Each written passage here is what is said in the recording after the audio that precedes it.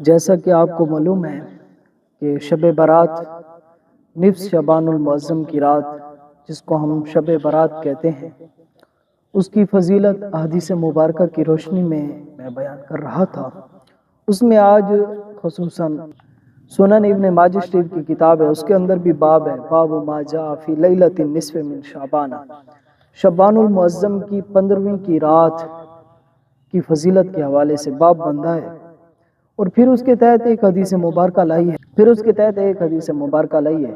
حضرت علی المرتضیٰ شیر خدا رضی اللہ تعالیٰ عنہ فرماتے ہیں، قال رسول اللہ صلی اللہ علیہ وسلم، فرماتے ہیں اللہ کے پیارے محبوب صلی اللہ علیہ وسلم نے ارشاد فرمایا، اذا كانت لیلۃ النصف من شعبان فقوموا لیلہا وصوموا نہارا۔ کریم نے فرمایا کہ جب شعبان المعظم کی 15ویں کی رات آئے، فرمایا پھر اس کی رات کے اندر آپ کو چاہیے کہ آپ نے قیام کرنا ہے، عبادت کرنی ہے، رب کے ہاں نوافل ادا کرنی ہے، ذکر اذکار کرتے رہنا ہے، وصوموا نہارا، اور اس کے اگلے دن جو ہے آپ نے روزہ رکھنا ہے۔ یہ دو حکم۔ اس کے بعد رسول پاک صلی اللہ علیہ وسلم نے اس رات کی خاص طور پر فضیلت بیان فرمایا، فَإِنَّ اللَّهَ يَنزِلُ فِيهَا لِغُرُوبِ الشَّمْسِ إِلَى السَّمَاءِ الدُّنْيَا۔ فرمایا کہ عام راتوں میں اور شعبان المعظم کی نصف رات، جس کو شب برات کہا جاتا ہے، اس کے اندر فرق یہ ہے، فرمایا کہ عام راتوں میں اللہ تبارک و تعالی جل جلالہ نصف رات کے بعد آسمان دنیا پر تشریف لے آتا ہے۔ فرمایا کہ شب برات کی رات کی یہ فضیلت ہے کہ جیسے 14 شعبان المعظم کا سورج غروب ہوتا ہے، سورج غروب ہوتے ہی رب کریم اپنی شان کے لائق آسمان دنیا پر تشریف لے آتا ہے،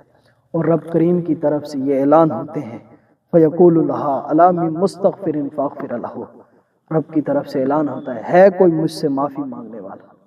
میں اس کے تمام گناہوں کو معاف فرما دوں۔ اور پھر اعلان ہوتا ہے کوئی بے روزگار جو رزق طلب کرنے والا ہو، میں اس کو رزق سے مالا مال کر دوں۔ اور یہ بھی اعلان ہوتا ہے کوئی مشکل کے اندر، پریشانی کے اندر مبتلا، وہ مجھ سے دعا مانگے، آج کی رات میں اس کی دعا کو قبول فرما دوں۔ اسی طرح اعلان ہوتے رہتے ہیں پوری رات، حتیٰ تطلع الفجر، یہاں تک کہ صبح جو ہے وہ طلوع ہو جاتی ہے۔ گویا کہ اس پوری رات جو ہے شب برات کی، اس رات رب کریم کی طرف سے خصوصاً